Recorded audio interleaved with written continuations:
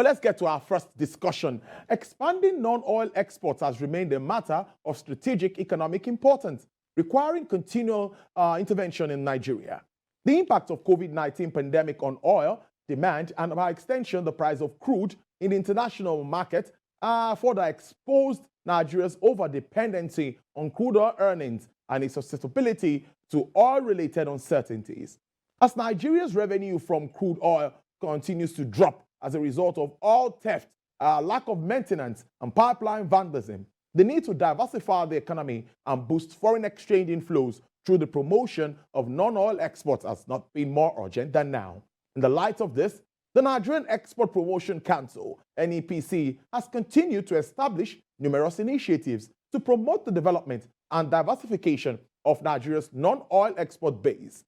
Let's understand this more, the role of the NEPC in promoting Nigeria's non-oil exports. I have joining me live from Abuja via Zoom, the #1 man at the country's Export Council. He is the Executive Director and Chief Executive Officer of the Nigerian Export Promotion Council, as Dr. Ezra Yakusak. Dr. Yakusak, thank you so much. It's good to have you on the show. Thank you for having me. I appreciate it. Yes, there is a new drive at the Nigerian Export Promotion Council since you assumed office as the ED and CEO. Can you take us through some of the major developments since then? Okay, before I take you through such developments, I want to say happy Salah to our brothers and sisters that are celebrating. As you can see here, we are all in the Salah mood, having visited neighbors and friends and why not. So happy Salah to you, happy Salah to TVC, I wish you the same. Happy Salah to Nigerians. Thank you. All right.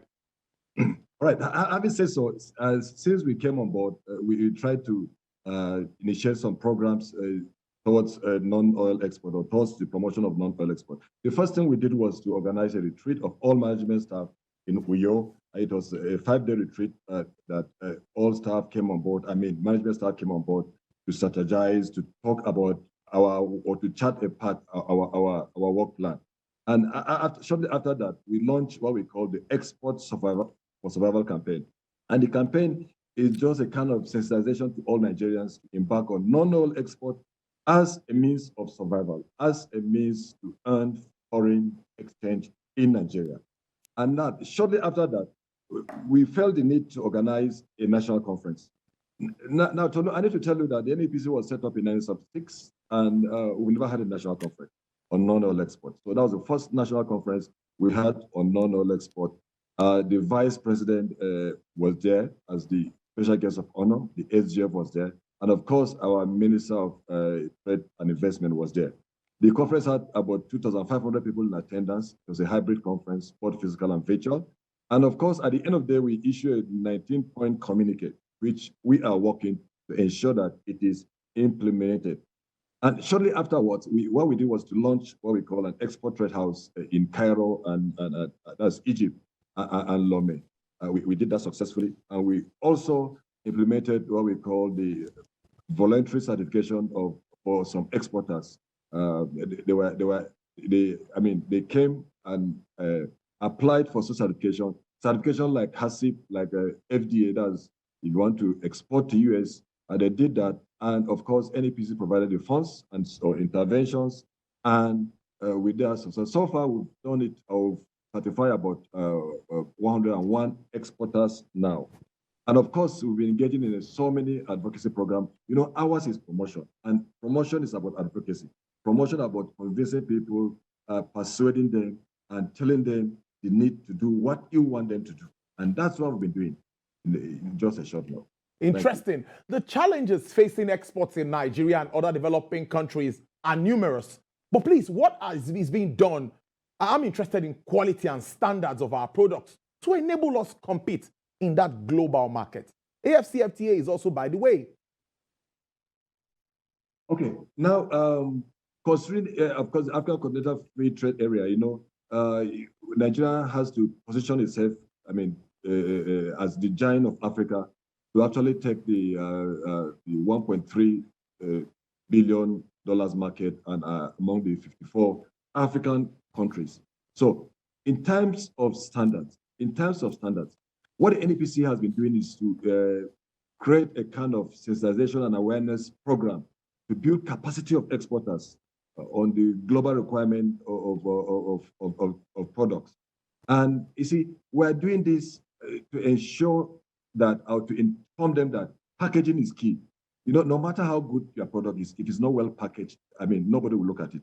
I'm sure, Tolu, you've bought several products on the shelf out there, and you've done that not really knowing the content of that product, but you bought them because of the beauty or how well that product was packaged. So packaging is very key. And that's a bane among our exporters. That's a challenge among our exporters, that yes, the product is good, but the standards, I mean, the packaging is not very good. So we in NEPC, we've been ensuring capacity building of exporters in that regard. But one other thing I need to mention is that we initiated a program called Go Global, Go Certification. And you are aware that some of our products have been rejected, especially in the EU area and other places. And the main thing is certification, because if you don't have such minimum certification or standards, I mean, nobody will want your product. So certification like the halal, kosher, and other certification. So what NEPC did was to change the traditional mode of export promotion. So we invited most of these exporters, and we asked them what their problems were. And they told us mainly is certification. So what we did was we paid off for all the certification they require. And so far, as I'm talking to you now, we have ensured or facilitated the certification of about 101 exporters across the country. And as I'm talking to you also, we've obtained the approval of the Honorable Minister. He approved that this program should continue because of the importance of this program and because of the fact that it's like a key to accessing foreign markets. And so we've advertised in various newspapers, and we've received a lot of applications. Over 150 people now has applied. I mean, SMEs have applied. And we are going to continue in that regard, because we know that no matter what we do in Export Promotion Council, if it doesn't translate to actual non-oil export, we're not doing anything. So we'll do everything to ensure that our goods are accepted in the international market. With the launch of the trade houses, I was at one, I think the one for Egypt and another one for Togo. The Nigerian Export Promotion Council is targeting a 40% increase in the country's exports. How practical is this? How well do you see this happening? Well, I think it's rather to be ambitious than not to be ambitious at all. Yeah. If you ask me. What is the essence of the trade house? By the way, Section 4 of the NEPC Act empower us to set up showrooms, display center, commercial decks abroad, in furtherance of the promotion of non-oil export across the globe. And so we came together and felt the need to establish those trade houses in Egypt and Lomé. And the question is that why Egypt? If you look at Egypt, the trading pattern between Nigeria and Egypt, our export to Egypt as at 2021 was $1.8 million, while the import from Egypt to Nigeria, it was about $182 million US. You will agree with me that there's a gap. And so the trading pattern is skewed in favor of Egypt. And so we want to bridge that gap in Egypt. And we also want to use the Egyptian market as a launching pad to assess the North African market or countries. And so that's the choice of Egypt. And so for Lomé is very key for us. We actually want to hit the Anglophone area, I mean, in West Africa, this French-speaking area.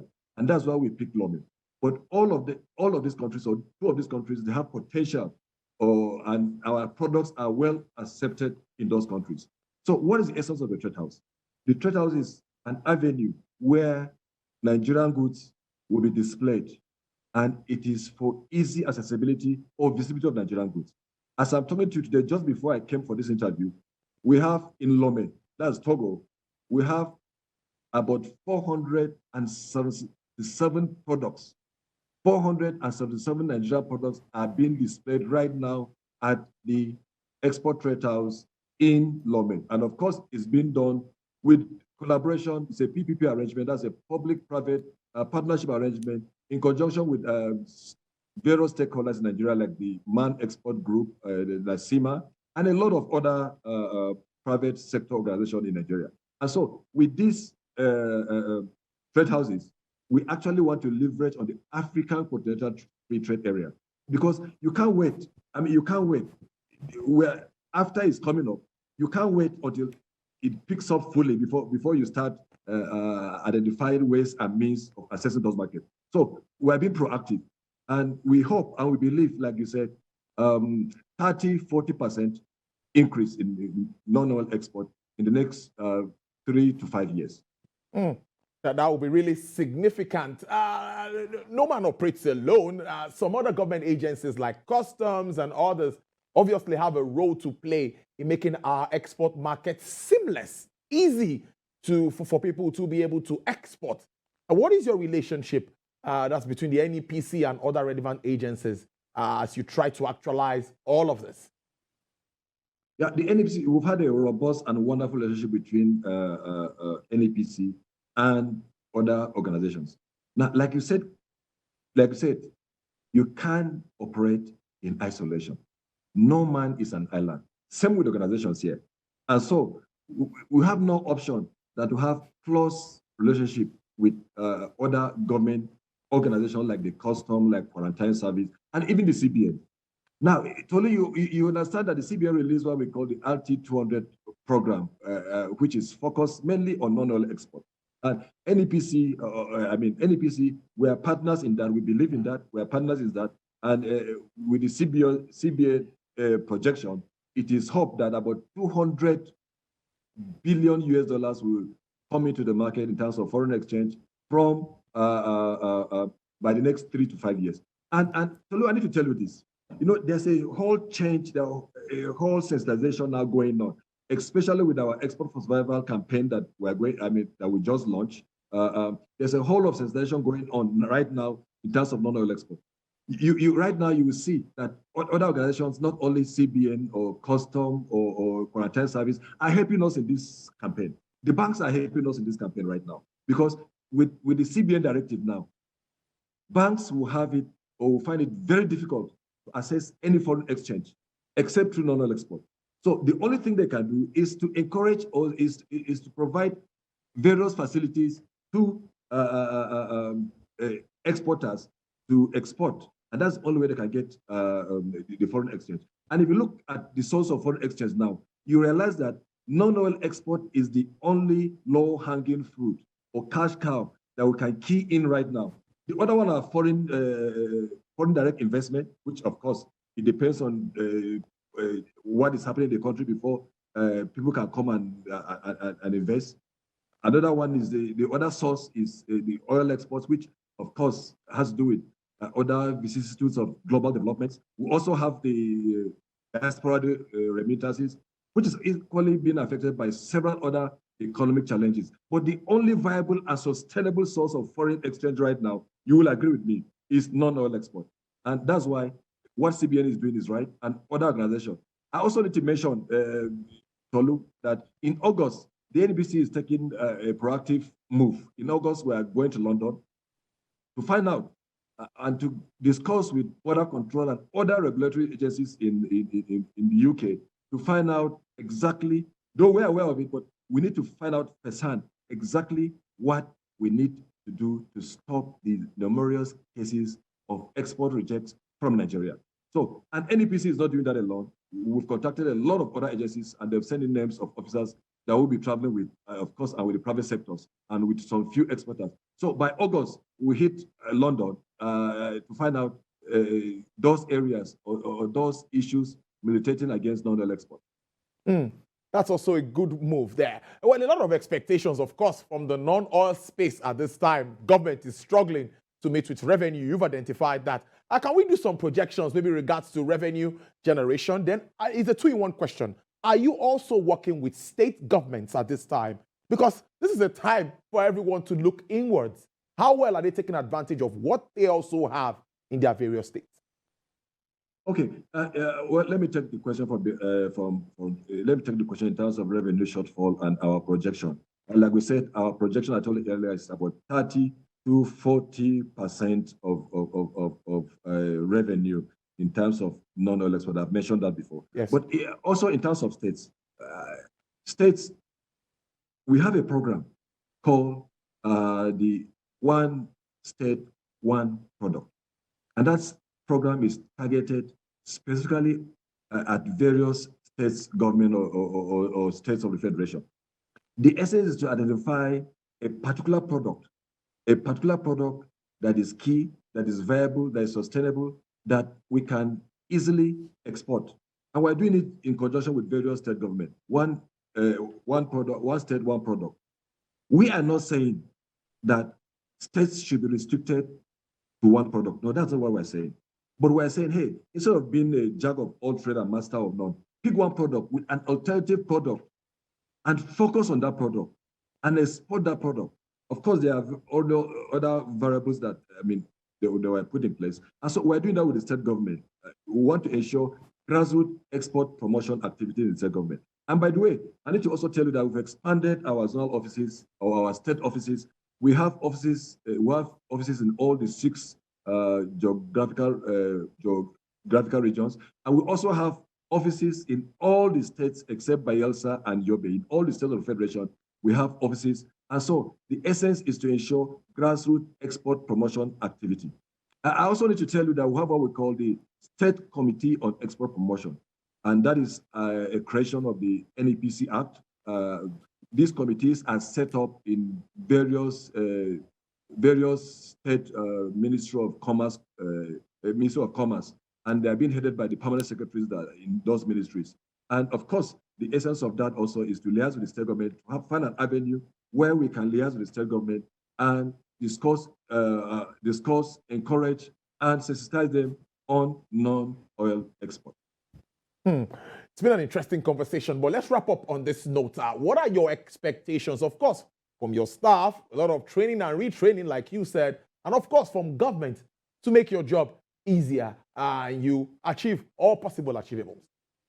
All right, thank you very much. Well, from my staff, I would tell you that my staff, they are one of the best. Are you aware? I've been here for quite a while, so I grew into the system. So the NEPC staff are one of the best. NEPC, by the way, is a public service, it's a civil service structure, has a civil service structure as I'm talking to you now. Yeah. But I'm telling you, I dare say that if you go to any of the state offices or even the headquarters in Abuja, the staff don't work, they work purely like private sector.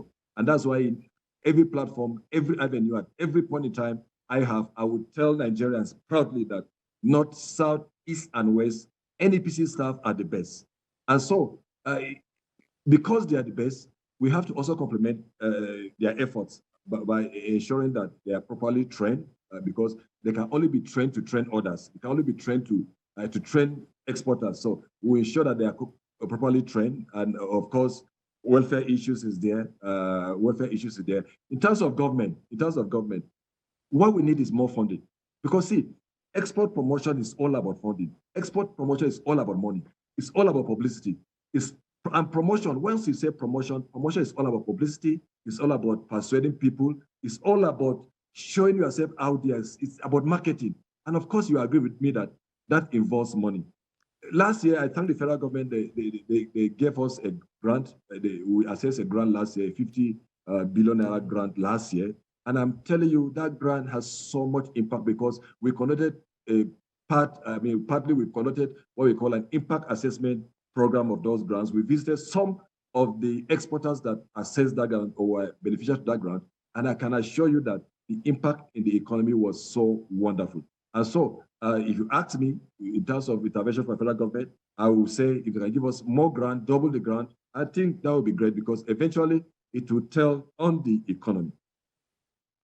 It's a good way to leave it. TVC will also be here anytime to work with regards to publicity and promotion. We are always there. I'll be speaking to Executive Director, Chief Executive Officer of the Nigerian Export Promotion Council, Dr. Ezra Yakusak there. Thank you so much. Do enjoy the rest of your Salah holiday. Thank you very much, and happy Salah to Nigerians once again. Bye-bye.